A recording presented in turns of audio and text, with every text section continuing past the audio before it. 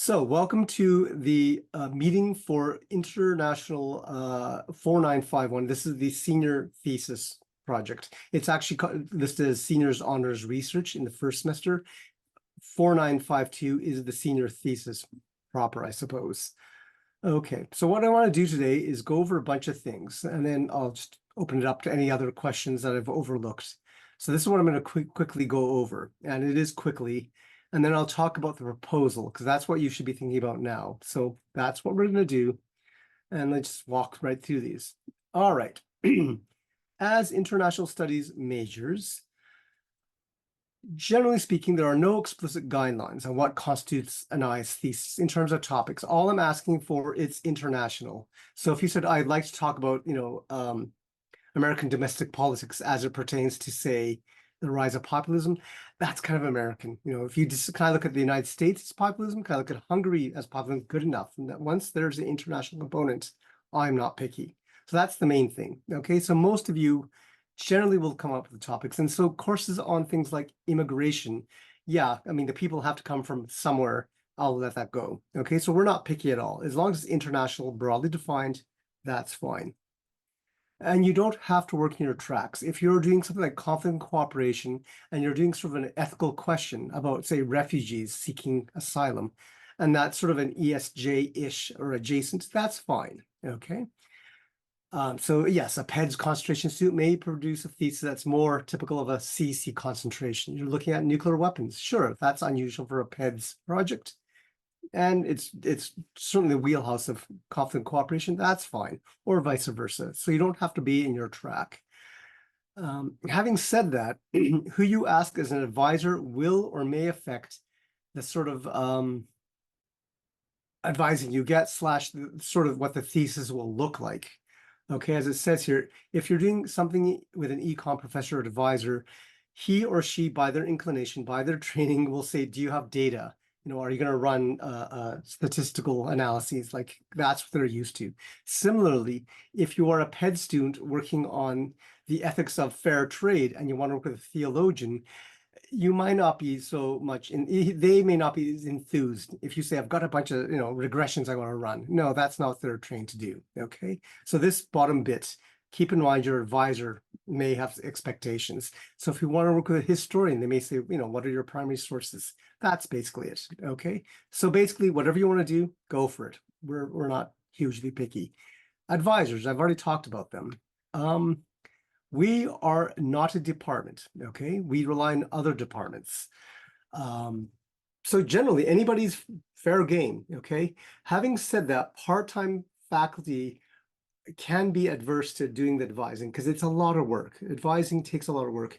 Frankly, they're not paid enough to be advisors for theses, in my opinion. So generally ask the full-time faculty, okay? And it could be from any school. We have students right now writing theses with the School of Management, and that's fine. We've had students work with the School of Social Work, the Lynch School of Education, so it doesn't matter, okay? We've had students work with off-campus advisors. For example, they've made a good rapport with, say, their study abroad, professor. And, I've made arrangements. Yes, fine. You can work with them. Okay, that's unusual. It has happened. Okay. Having said that, different advisors take the role differently. Professor Erickson is not available next year, unfortunately for you.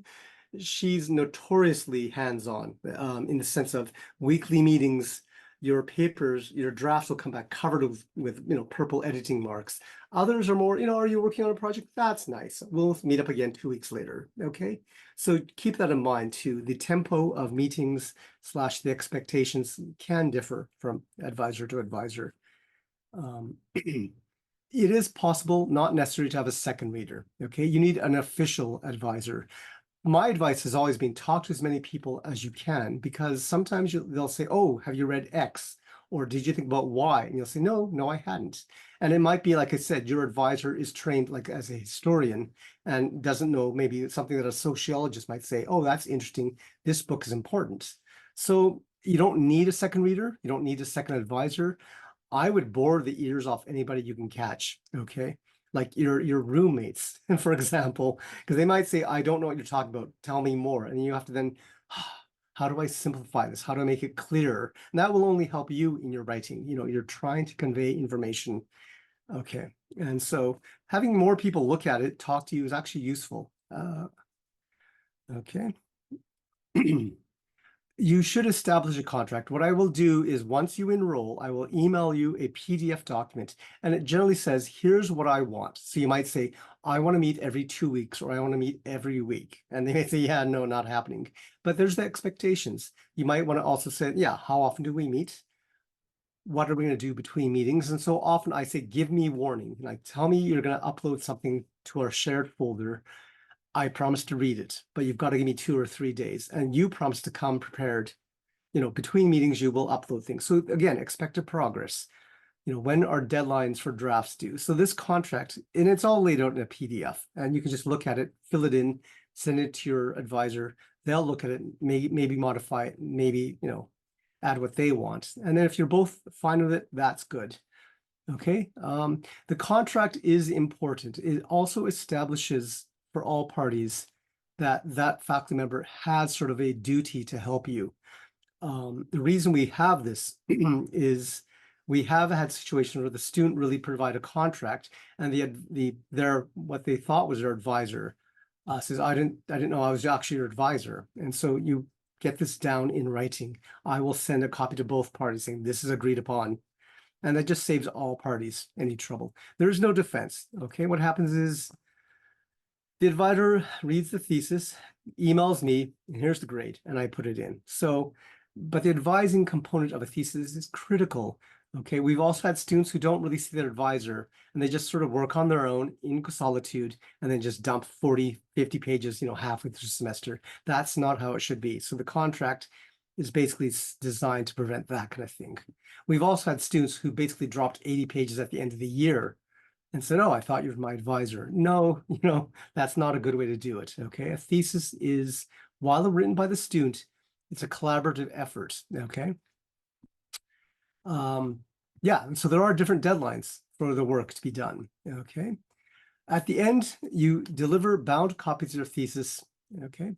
One goes to the ICE program. If you go to the Connolly House offices on the second floor, on the way to the back room, okay, back basically 202 is the room number, there is a little bookcase and there's a ton of theses there. There's more elsewhere I've had to put in storage, but you can sort of see what theses look like, okay? And so we basically get a copy. That's the first one, okay? You generally send one to your advisor. You say, thank you very much. Here's the thesis. Thank you for the work. Okay, and then you might have to for other readers, or you've got other people that's, you know, helped you, you can send them the one. You generally buy yourself a copy because, you know, that's worth having on your bookshelf. Some students buy one for their parents, but you need to at least have 2 copies bound. Okay, and I'll talk more on deadlines and binding in a moment. Let me just talk a bit, if I can, about length. How long does the thesis have to be? Well, there's no specific length. Okay, that's the main answer.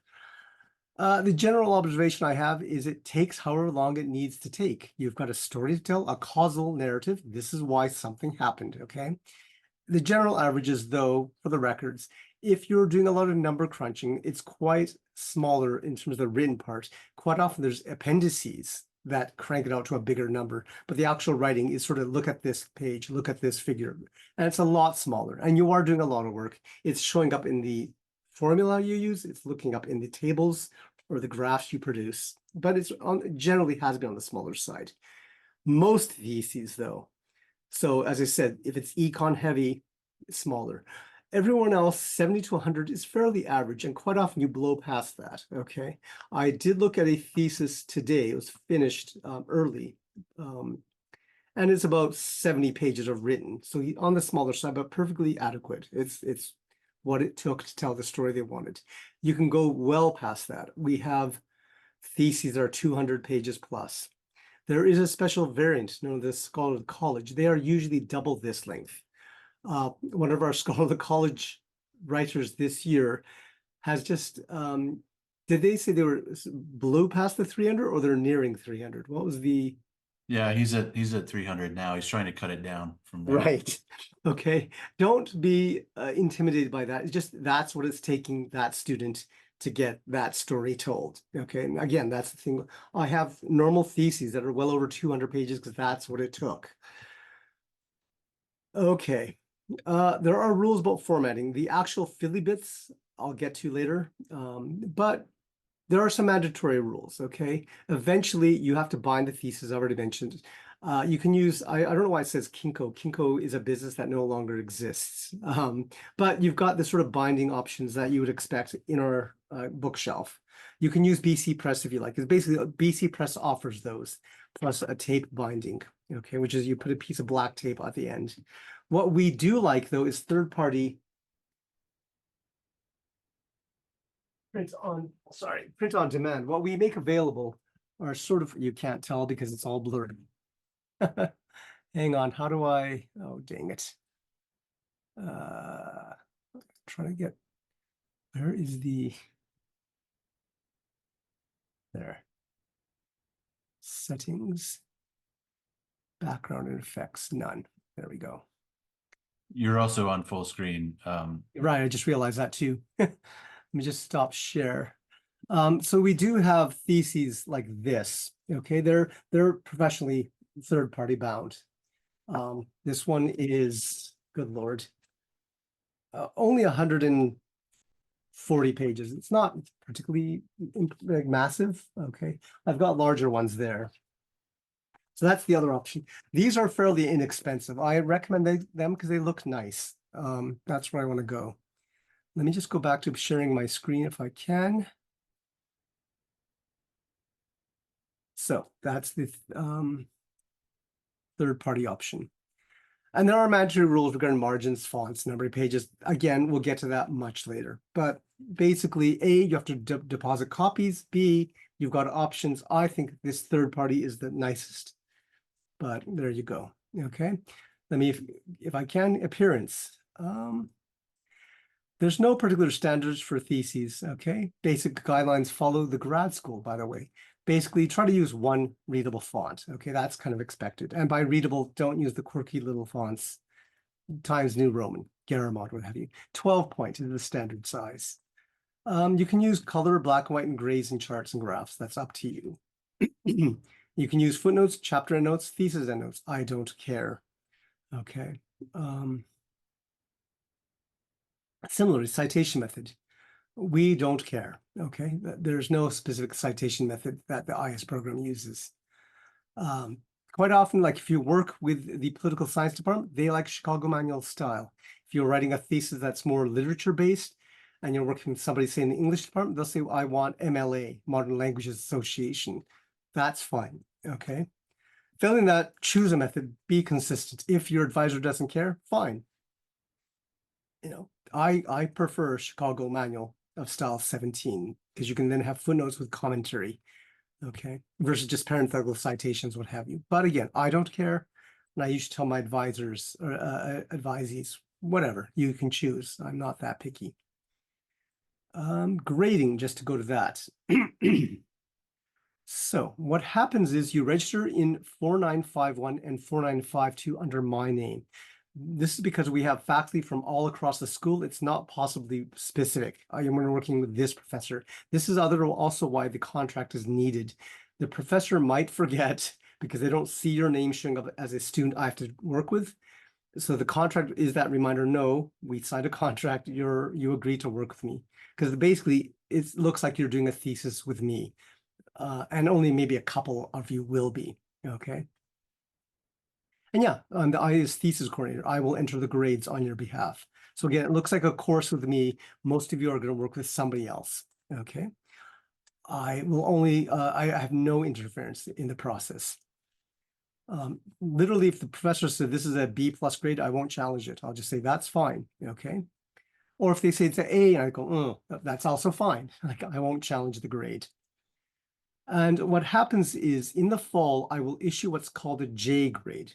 I usually call the J grade, it's an incomplete with a long tail, okay? Most incomplete grades go to a fail after a couple months. The J just sticks around. So like I said, incomplete with a long tail. So I put the J grade in December, and until May, of the next semester of your second semester, it's still a J. And then your professor says, I love the work. It's A for both semesters, and I will then put A in the fall, A in the spring. Or if they say A minus in the fall, A in the spring, fine, I'll do that too. So the J grade is what you're going to see, okay, in the fall. And yeah, you might get a split grade. They might say, yeah, it's a B plus in the fall, A in the spring. Or they might say, you know what, it averages out to A minus, give them that. Okay, that's how the grading works. Lastly, there are some important deadlines to keep in mind. Okay, and then I've got a little bit more to tell you about where you should be now. There are some hard deadlines. I need proposals from you. So we're going to talk about what do you have to have in the next couple minutes. What is a proposal? Okay, so I need those mid-September. Otherwise, you know what? Do the senior seminar, okay, or do an independent study, and I will count the independent study as a senior year project. End of September, I need a thesis advisor. So I need technically what I need is the contract at that point, okay? So you should be talking to people prior to September and get your proposal done, and then send me the final thing. This is what I'm good with and they're good with, and then I want to see a contract by the end of September, okay? Because otherwise I'm going to say do a senior independent study, okay? You haven't located an advisor, or they're not willing to accept the contract as is, and so you might have to negotiate. What would you make you sign the contract? Yes, I'll see you every week, or not. Okay, so yeah, in either case, if you haven't got these two hard deadlines, a proposal, an advisor, you're now doing a one semester research project, what's called 4911 independent study. So those are hard deadlines I need you to know. Second, other deadlines, hard and soft. I think by mid-November, you should have at least 1 or 2 chapters done. Not the introduction, but quite often background information. You're saying, I'm going to write about Bolivian military coups. Well, just give me the background. Then this is just reading a bunch of books, bunch of articles. It's low-hanging fruit. Or write down, here's what other scholars think. I think those are the ones that you can sort of grab first. Okay, by mid-December, try to have an argument like, where am I going with this? Okay, so that's kind of, they're really soft arguments, but that's to keep you moving. What you don't want to be doing is I'm taking notes, but not writing. Okay, so there's those. Start of April, though, like basically right now, April 4th. Okay, the complete first draft should be done, because now you're giving the advisor a couple weeks to read it. We have upcoming April 17th, is that, or 18th? 17th? 16th? 2 weeks from now is sort of the deadline for what we're calling the Ricci Prize. Students who finish by mid-April are eligible for in the running for the, what the International Studies Program regards as the best thesis, or sometimes theses. Okay, and that's basically at mid-April. I use April 15th. It's like the tax day deadline, but it will move around. Okay, if April 15th is Saturday, fine. I meant April 17th, or more like the 18th, because that's Marathon Monday. So those are the hard deadlines in theory. If you blow those, fine. That just means you're not writing for the prize. You're just trying to finish up. Okay, but I need everything done by the start of May. So a month from now, I need this sort of thing. Okay, and you can't see what I just lifted up. But those are the hard deadlines. So the first 2 are soft, the second 3 are hard. Quite often what I suggest students do is in September, you're meeting with your advisor, sort of work out backwards. I need everything done by mid-April. When do I need to get the initial stuff done first? And if you've got 4 case studies, okay, I need stuff done. You need stuff done sooner than you think. Okay. So what I want to talk about is some other deadlines. If you decide to quit, you can. Like by December, you're saying, I'm just not feeling it, or I'm not getting traction. We can retroactively convert the first semester back into a independent research. This happens every year. No shame involved. Just saying, I thought I had a good project. It turns out I'm bored with it, or it turns out there's not enough data for it, or what have you. There's reasons why this doesn't happen. And it happens, to 1 or 2 students every year. And it's just, yeah, I thought I had a thesis project. I don't. And so that's something that you can do. So I need to know that early. Like in December, I've got time to retroactively convert 4951 into 4911. Also, I usually use December. If you have a cumulative GPA of 3.700, okay, and if the thesis is going well, so there's the two requirements. One, the project is going well. Two, you have a very high GPA. We can invite you to write a bigger thesis. So that does is gives you more time in the spring. Now, if you're ambitious now, okay, and you want to do a 12 credit scholar college project, you are also eligible for that. But then you need to have a fairly robust proposal to sell to, both me, but also your prospective advisor. They can look and say, yes, this is worth spending 6 credits in the fall on, 6 credits in the spring. Okay. I usually prefer the 9 credit one because you want to see how it's going, but I am open to the 12 credit version as well. The student we were talking about that hit 300 pages, he put together a fairly extensive proposal in the spring of his junior year, polished it over the summer, won an advanced study grant, did some research at different presidential archives. And so we were totally fine with putting him into a 12 credit process starting September. Again, it's not that common for multiple reasons. We've also had theses where I said you can do a 9 credit thesis, and the students have said, no, I'd rather take another course instead of doing 6 credits for a thesis. And they still wrote a massively huge thesis. It's just that they didn't feel like missing an extra course. So those are the main deadlines. So what, again, I've been talking all about is the proposal. So if I can talk a bit about this, then I'll turn it over. Professor Owens is going to do the pep rally version of here's why you should write one. But senior thesis, most students sort of assume this is how the thesis is going to go. And these are the ones I've discovered. Quite often they assume it's linear. I read a chapter, move to the next chapter, which kind of makes sense. That's what it looks like. A lot of students assume it's sequential. You would start at the beginning, finish at the end, okay? And lastly, most students assume the main challenge is writing, okay? I've kind of discovered over the years, no, every one of these is incorrect. What really it is not linear, but you're juggling balls in the air all the time, which is to say different chapters, okay? Because you've got a sort of idea, what we'll call your theory chapter running, but you have to work on the case study because that will affect how you think your theory should look like, and your theory will inform what the case study is. And so it's all a lot of chapters being worked on all at once, okay? And quite often it's not start at the beginning. Sometimes it's worthwhile start with the case study because that might help you develop a theory or a model, okay? And it turns out the writing is not the problem. It's generally clarifying what are you trying to write? Like, what is your thesis? Okay, this is what the topic is. What are you trying to argue? Okay, those are the hard bits. The writing's actually trivial. You've been writing all your life as a student. That's not as hard as you think. Okay. And the process is actually messy, but what it looks like is such a clear, obvious way to write. And that's why students assume it's linear, it's sequential, and the hard problems are writing. Quite often you start with a brief outline of your topic. So this is what the layout looks like. You then sort of say, here's what scholars already know. Quite often then, here's what I want to do, or here's my model, or here's my argument. And then you kind of do it, okay? And then finally you shut up. And that's sort of the traditional layout of a thesis.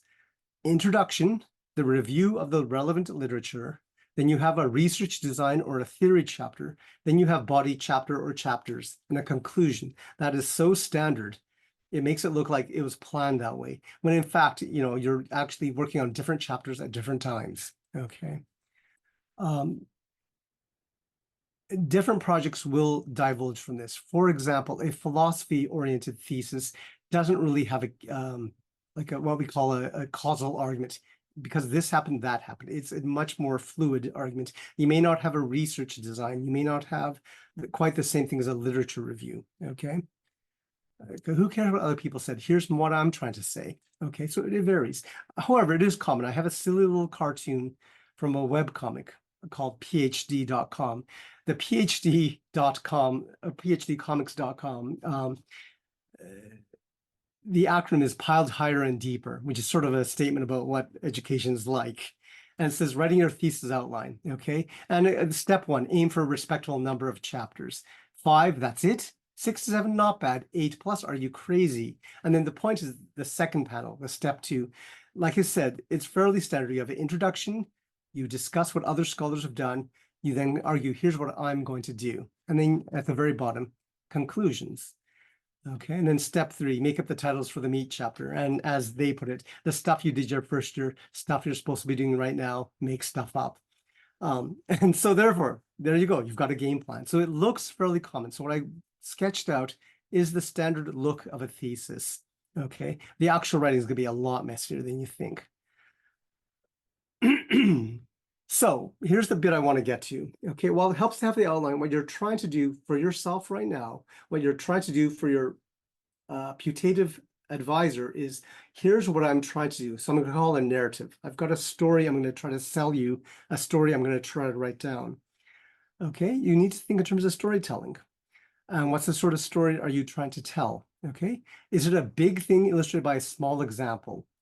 By which I'm saying, can we use what happened in the Iraq War of 2003 to discuss the perils of overconfidence? And so the big topic is statesmen being overconfident. And I have a little teeny case study I want to look at and take apart. So that's a big thing illustrated by a small example. Alternatively, do you have a small example adding to bigger knowledge? And so we have a whole bunch of work about the problems of what we call groupthink. What happens when people, because they're talking to each other, they sort of sell themselves into believing it. And you can say, I've got a great example of this. We already know this happens. Here's my case study, extra data point.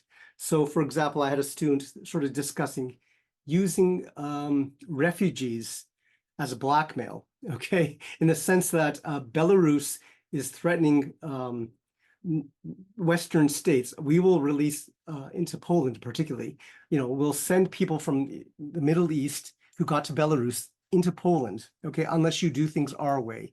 And so it's sort of a small example to a bigger picture we already have.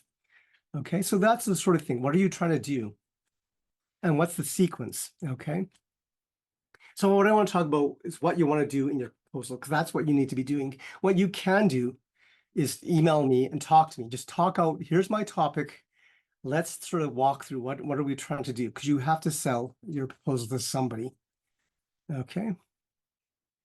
So the proposal, let me start by beginning with Stephen Van Ever. He says introductions have 6 components.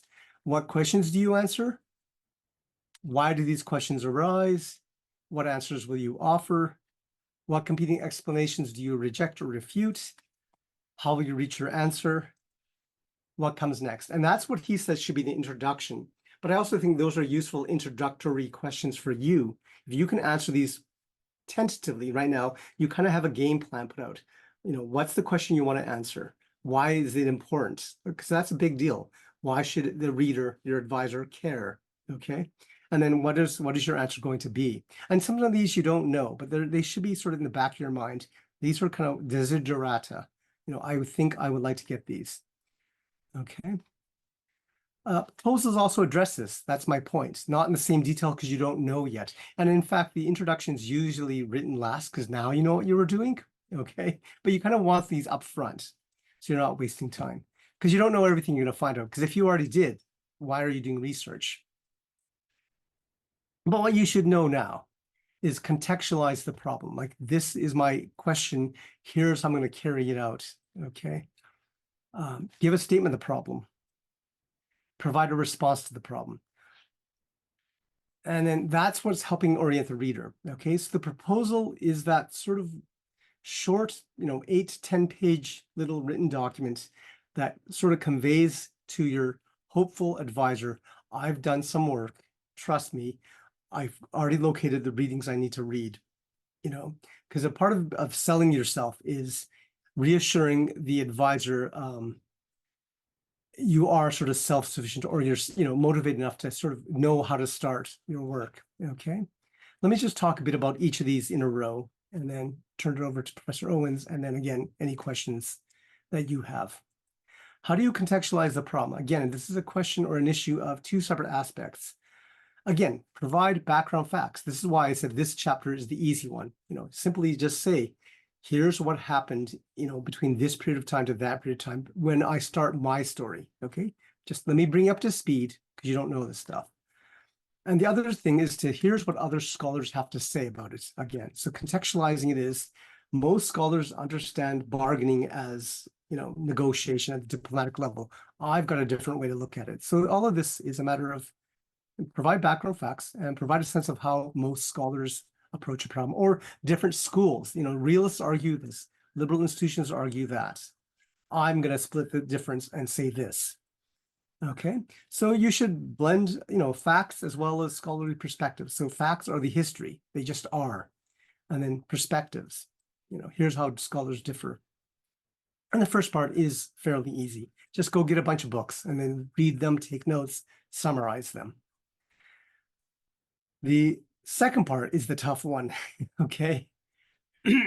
Sometimes the questions you ask are too recent. We've had students who want to write about COVID in the past 2 years, and the response generally has been, can you pick a different disease? This is too new, too recent, not enough has been done, okay? And yes, it's the problem du jour, but it won't work. And the other problems are so well studied. It's different years, different books or different things excite students for different reasons. About 15 years ago, the big thing students want to write about, for example, not all of them, but the ones I dealt with, Samuel Huntington wrote a book called Clash of Civilizations, and a lot of students want to have their 2 cents to add to it. And I thought, it's pretty much done to death. It's a terrible book. Like, what else are you going to say besides saying, yeah, I agree, it's a terrible book? Let's not do that, okay? So you have to find the bit that says, okay, I've got something to say. And you can in different ways, okay? So, but this is the point I'm trying to get to. Right now, we're trying to put together a proposal that reassures an advisor that they don't have to do all this heavy lifting at the start, because it's a lot of work at the start, trying to figure out what you want to do. Okay. And then, if you were able to give a proposal and it's 8 pages of written material and then 3 pages of working bibliography, oh, okay, you've got a ton of books and articles to get through, but that will keep you busy, and so the advisor knows, okay, you've been doing some work. It also says, what are the articles you've chosen? What are the books you've chosen? And that's also important, and it does have a way of sort of providing context for, how precise is your topic? Because you can ask big questions. You can ask a question like, what's the greatest country in the world? And then you have to say, here's how I'm defining greatness. Okay. And then you can just simply, and having crunched the number, it's Botswana. I'm going, okay. And then you can make that argument. So a bit of it is, if you sort of show your work up front, this is what I want to do, and I haven't done the work yet, I will come up with an answer. Okay, and so here's the next point. What is your statement? So contextualize the problem as the first bit. Now give a statement of the problem. Okay. This is deceptively difficult. It seems straightforward. This is what I'm trying to argue. It's basically the elevator pitch. For example, when you get on an elevator and you come across a friend you haven't seen for a while, or a professor you took a year ago, and they say, what are you doing? You say, oh, I'm writing my thesis on what? You want to be able to say, this is what I'm doing. Okay. And basically, I'm just asking, what's the question or questions you want to answer? And you might have to say, how do I summarize this in the 30 seconds it takes to go from, the first floor to the 6th floor? It's quite difficult. You're trying to say, okay, there's a lot I have to tell you in these 30 seconds. And so can you state it concisely? Okay. And quite often, most students have a bunch of questions they don't know the answers to. At the end, it'll be, I have an actual statement to make. So quite often, this is sort of nebulous, inchoate at the start. I've got a bunch of questions I don't know the answers to. And at the end, you will actually say, this is what my thesis was about. Okay. So what's not helpful to you or your advisor is an open-ended question. So here's an example of an actual thesis. Can I explain how and why U.S.-Canada salmon negotiations had periods of failure and success? This is such a weird question, but for some reason the student was interested in this.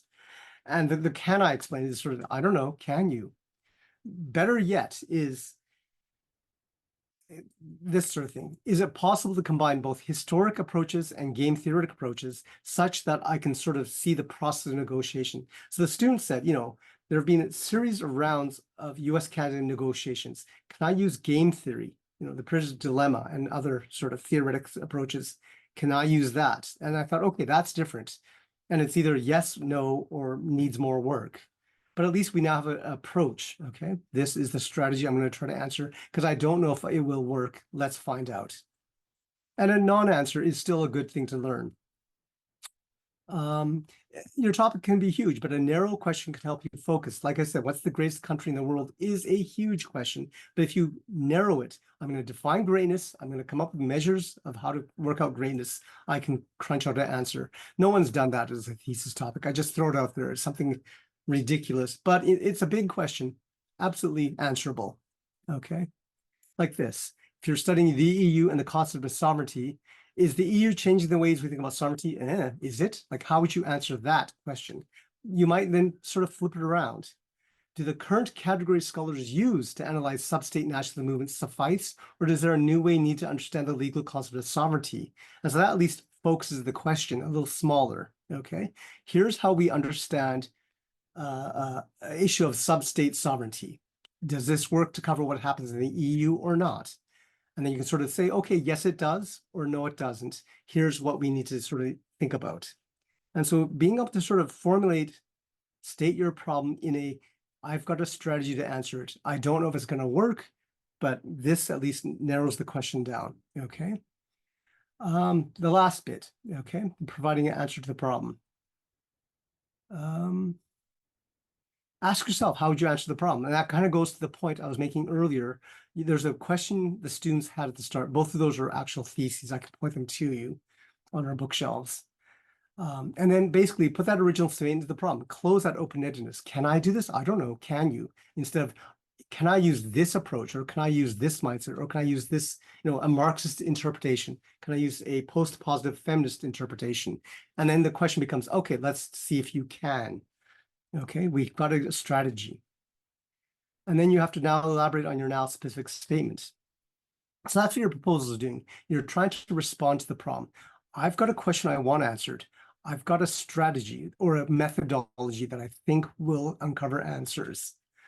Okay, and this is not saying there's books out there. It's having, I have a game plan personally. Okay. Yeah, those are obvious, okay? Because, you can simply say, these are the books I want to read. Well, that's, yeah, obvious. How are you going to use them, okay? And so you need to provide quite often, here's a framework I'm going to argue with.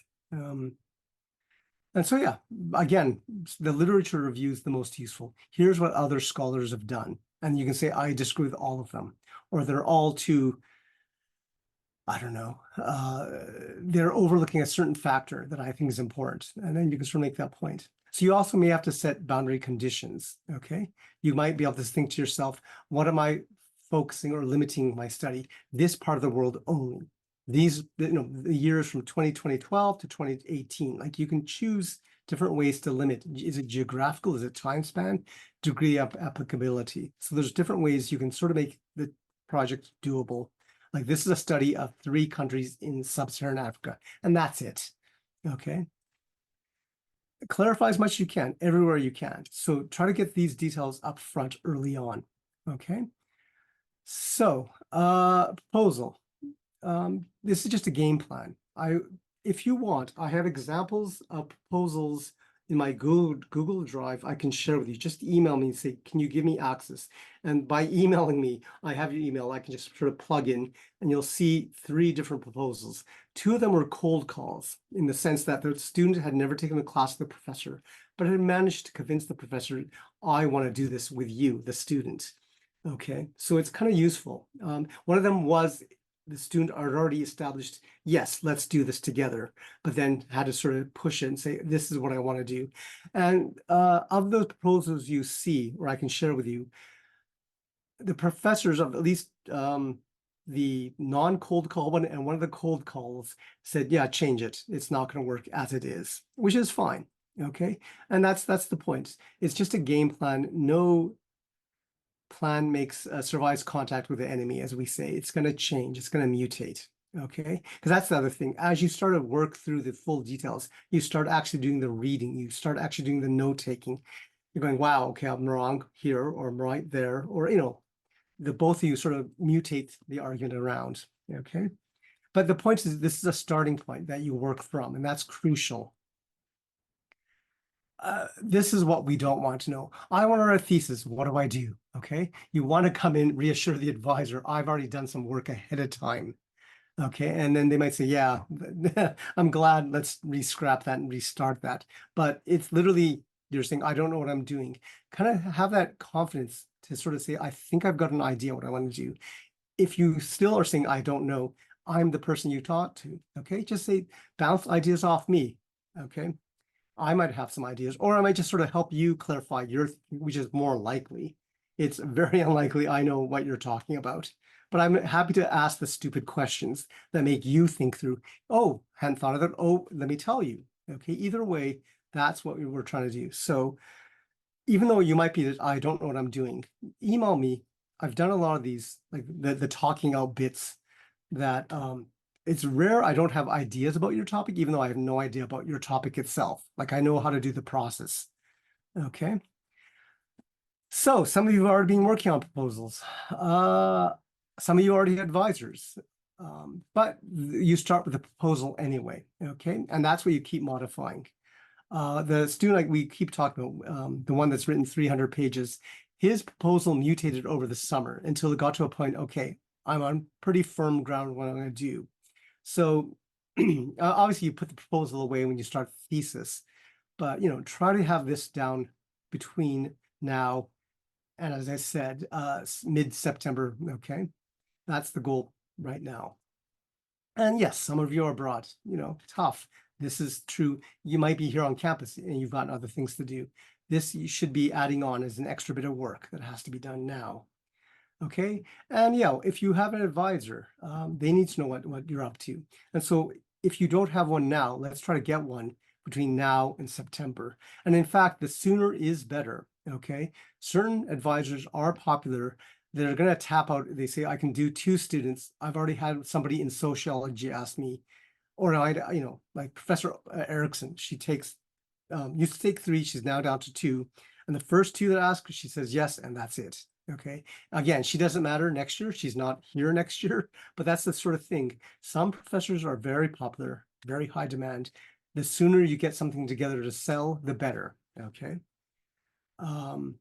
Yeah, so an up-to-date, constantly updated proposal over the summer isn't a bad way of saying, here's my arguments as it's changing. And sometimes the professor, because they are experts in their field, will have their own suggestions. You send your first draft, they'll send you suggestions, modify it. And then you resend a new version. And then again, in September, you'll send it to me. So here's the proposal that we agree on for now. And then say, okay, here's the contract, fill it out for me. Okay, so that's it. I've stopped the screen sharing.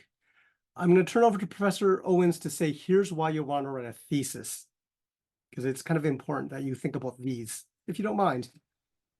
Thanks, Professor Nakazato. Very thorough and a terrific group, terrific set of slides to get people going whatever stage you're at right now. A quick set of words about some of the prospective potential benefits of writing a thesis, I think. The biggest and most important one is the substantial reason why you'd write a thesis, and that's to learn about the material you're covering. Like that's the number one reason, because you're compelled by a problem, you feel like you want to address an injustice, you're drawn to a situation that you think is interesting or beautiful or curious. Intellectual curiosity and the intellectual project itself is the reason you write a thesis, and you shouldn't lose sight of that. But there are a bunch of other aspects to it as well. First of all, one of the hallmarks of the IS program is its flexibility. Everybody says that coming in, and when they graduate, they love the flexibility of it. This is the ultimate metric of that. You get to decide a year-long research project that's completely of your own design. You need to have, there's supervision and guidance along the way, but you're driving this project yourself. It's about intellectual autonomy and about your choice of topic and following your own interests around this. And that's a huge opportunity to do something that you think is interesting. Another important part of this is working closely with a faculty member.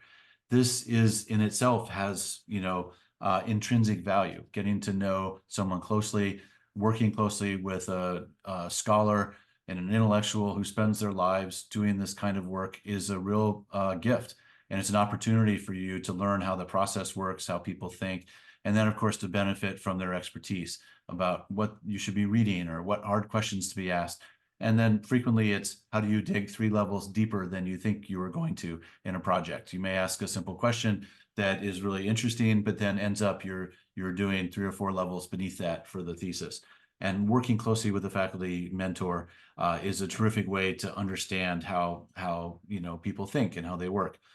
A correlate of that, though, is that you'll be working closely with someone who will know you really well, and therefore they can write letters of recommendation for you. They will speak on your behalf to say, this is the kind of mind that I see. This is the kind of personality I see. This is the work ethic that I see in this person. And they'll know you as well as anybody here at Boston College, really, and can speak to that, whether you're writing for grad schools or Fulbrights or Fulbright's maybe a little bit early, but other postgraduate fellowships or service opportunities or jobs, or et cetera. So you form this relationship with a faculty member and you learn from them and you get these benefits as a young intellectual, but you also have some professional benefits that come from that as well. Writing a thesis is also something that can be really helpful for what happens after college. Definitely not all jobs require you to write a thesis, and very few graduate programs, graduate schools would require that you write a thesis. But on the other hand, writing a thesis signals your ability to do a large research project and to break it into pieces. So even if you're thinking about working for Oracle or working for, Goldman Sachs or working for an NGO somewhere, you're demonstrating a skill set in taking on a large research project like this that people appreciate, regardless of the topic. If you're applying to graduate school, then you're showing them that you can do the kind of deep research that graduate school is about, especially if it's an academic grad program as opposed to a professional grad program. Also, when you do interviews, you have something you talk about. This is what I'm working on now. This is independent research, and you'll know a lot about it, and you demonstrate to them that you're the kind of person who digs into something and knows something about this. So there's a ton of extrinsic benefits or instrumental benefits that come with the intrinsic benefits of doing a project like this. Finally, I'll mention that for those of you with very high GPAs as you come into your senior year, there's a possibility you'll be considered for admission into the Phi Beta Kappa Honor Society, which is a very prestigious national honor society. For you need to have a very high GPA, but even at that, only about half the people with these very high GPAs will be admitted into Phi Beta Kappa. And one of the primary ways that distinguishes people with merely crazy high GPAs from those who get admitted to Phi Beta Kappa is that you show intellectual energy and vigor. And writing a thesis is one of the primary ways to demonstrate that. We look very highly when we recommend people for Phi Beta Kappa. We privilege those people who are writing theses in this program. So if that's something that you think might be plausible for you downstream, then this is a project you ought to take seriously. I have a ton of other things that I can say about the thesis, about finding a topic and finding an advisor and working with that advisor and articulating the problems and things like that. But we're coming close to the end of the time, and we should save time for questions. So what questions do you guys have for either Professor Nakazato and I? Recognizing, of course, you can reach out to us separately as well. Yeah, Adele. Sorry, this is just more of a general question, but as course registration comes in, we can if we're still deciding on what happens and stuff, we should plan to just register for the senior thesis one That's right. in You can accordance to schedule. register. Okay. There's a limit to the number of classes you can register for. I think that most of you can't register for more than 6 and 5. So you need special permission to register for more than 5. So the thesis course doesn't meet during a time, so it won't break your schedule, but it will set a limit on the number of classes that you register for. Do you want to add to that?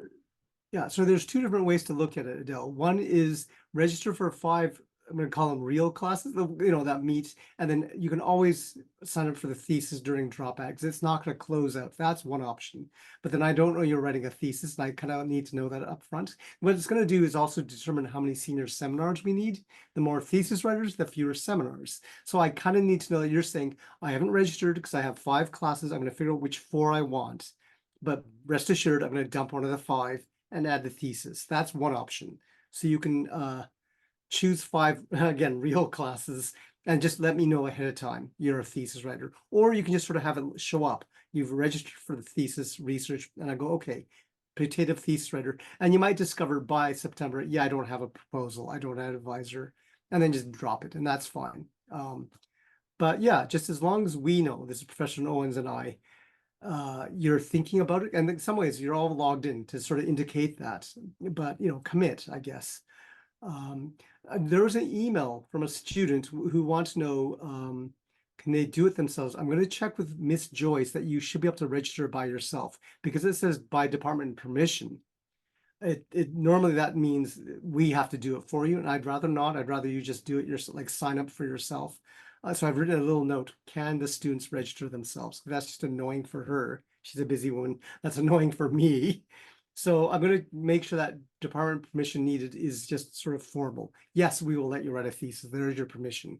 So the question, Adele, you had was, do I sign up for it? And I'm going to try to make it possible you just do it yourself. You will sign up. But again, you might have, no, I've got 5 classes. I'm trying to figure out which 4 I really want. Then just sort of send me an email separately, and I'm going to do a thesis. That's all fine. Again, that's it. That's my bit. Any other questions? Any other? My main suggestion is, if you haven't done so, reach out to me anyway and say, here's my topic, if you have one. Some of you just said, I don't have a topic yet, and that is fine. But, then let's hear what you're interested in. When I say let's hear, I mean me and you. Tell me what you're interested in, and let's see if we can make a project out of this. Yeah, the last thing I'll mention is that if you don't have an advisor who's committed to being your advisor yet, it's important to start figuring that out. Because there is that people, as Professor Nakazato said, people do commit to other students as a thesis advisor, and you should start reaching out. Please don't reach out to a thesis advisor and say, will you be my advisor? I don't know what I want to write on. You should, if you don't know what you want to write on, you should spend some time thinking about topics, and then ask a professor to meet with you to talk about thesis topics. And during the course of that conversation, if it turns out that you think that what you're writing is amenable to the expertise that professor has, or that professor signals a special interest in it, you can propose have them be your advisor at that point then. But don't ask a professor to commit to something that they don't know what you're writing on, because it's important to us to be able to add value to your process. All of us are capable of guiding a critical paper, like Professor Nakazato mentioned. We can help you be better thinkers and to dig deep into the topic, and we can critique your writing as part of our job. But it's especially important that you have someone who can help you say, you don't just pick up a stack of random books and read on this. These are the books that matter. These are the voices that matter. This is the kind of argument that's current now. And this is the kind of argument that was blown apart 50 years ago. Like, you won't know that necessarily unless you have an intellectual guide. And that's what we're supposed to be for you. But we don't know that about all topics, of course. That's why it's important to work with someone who knows what they're doing. And if you're employing language skills, doing research in other languages, consider having a faculty advisor who also speaks and writes and reads in that language to help you along that path as well. That's not absolutely critical, but think about who you want to work with in all of those different ways, and respect their time by doing preparatory thinking before you go visit with them. And they can help you. That's part of our job, but not just a blank page like, I don't know what I want to do, because we want you to do some of the work in advance. To that note, by work in advance, there's a fair amount of information on our website. Professor Owens has gone through the whole process of putting a lot of the things we've kind of worked at over the years. The page for theses is quite informative. In particular, there's 2 books available through the BC Library as an online. One is The Craft of Research, and that one's useful. The early chapters, it's sort of having a topic, refining it into a question, and then trying to figure out how, strategies for answering it. So The Craft of Research, it's available through the BC Libraries online. The other book is How to Write a BA Thesis. And if nothing else, that's literally the how-to, okay? Some of our departments at BC require all students writing theses to buy it. I figure it's available online. And not all theses look the same. This is a book written by political scientists, and it shows. And there's different ways to write a BA thesis, but they're available online through the library. But the general set of information we have available on our website is quite useful. So if you haven't done so, go look at that very carefully. And again, if you have any questions, reach out to Professor Owens, reach out to other faculty members you've taken classes with. Reach out to me. I'm your thesis coordinator. I have always ideas, not always good ones. Just want to warn you about that. But I've got thoughts, okay, and I'm happy to share them. So yeah, Great. that's pretty much it from here. Any other questions or anything else? Can I have a show of hands? Who kind of has a topic or a advisor or both? Adele, what's your topic? I'm doing explaining elderly homelessness in Korea, but I am having a hard time finding an advisor. So I Okay. kind of have the opposite problem. Yeah. Ben, you had a hand up for a second. Yeah, I want to look at the role of faith communities in peace building in the Balkans. Right. And that probably is because you're in Croatia right now. Mhm. So, Yeah, and that does Bosnia happen. Your time specifically right abroad. now, yeah. Your time abroad can be influential. Owen, a hand up I thought I saw. Church-state relations on the migration issue in Latin America. Okay. Helen, I thought I saw a hand up. Yeah, I don't have a specific topic yet, but I'm gonna work with the professor of the lab that I work at in the data visualization lab to like a GIS centered project. Oh boy. Great. Okay. Sorry, I wasn't paying attention to all the hands that popped up. Anna, do you have a topic yet, or? I have multiple topics that I'm trying to Yeah, that. decide on. But looking at like modern day populism in South America, and how that relates to human rights violations, as well as like the historical context with that is something I'm discovering and looking into. Okay, yeah, that's been popular for reasons. Gracie, did you have a hand up? I don't know now. I'm just asking out there. I did. I kind of have like a tentative topic that I was thinking about, and it would be mostly like the interaction between the essentially just like corruption in Colombia and Venezuela and how that interacts with the working class. And also, Anna, are you at USFQ? I am right now currently at Nice. USFQ. I was just there last semester. It's awesome. I think you lived with my host family actually, Rosa and Fernando. Gracie, have a how did special you place in my heart. spot that? The background? There's Yeah. dragons right here. Oh, good Lord. That's great. Moira, topic yet, or Abanti, Annabelle, Megan, Colin? Topics? Still kind of working on it, but looking at social movements in the Horn of Africa. Okay, yeah, Yeah, I'm still trying to figure it out. sure. Mhm. Anybody else? Megan, Abanti, Colin, you want to out yourself? Sorry, I couldn't turn on my camera, but Yeah.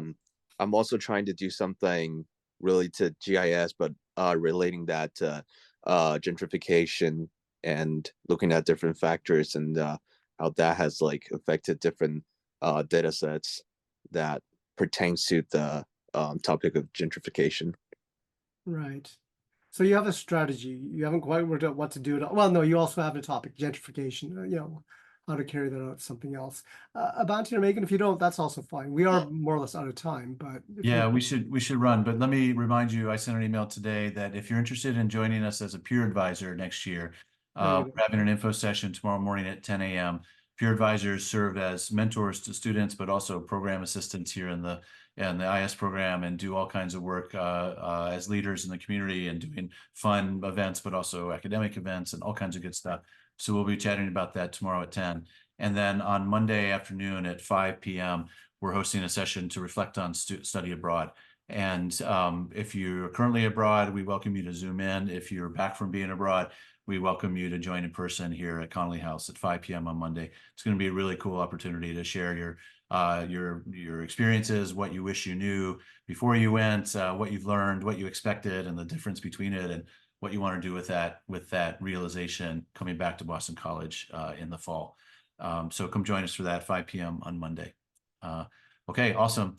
Thank you, Professor Nakazato. As always, you do great work here. Thanks for all the good information. We'll post this info session online on our YouTube channel, the International Studies YouTube channel, so you can watch it again to get all the slides and stuff. Okay. Yeah, and just before you go, I will. if you need the PowerPoint slide, I can PDF it and sort of email it to you. I will also email if you want to see our earlier proposals, just examples to work from. Just email me on that too. With that, I think we're done. We should hit the recording stop, and thank you for all for logging in. Great. Thank you all.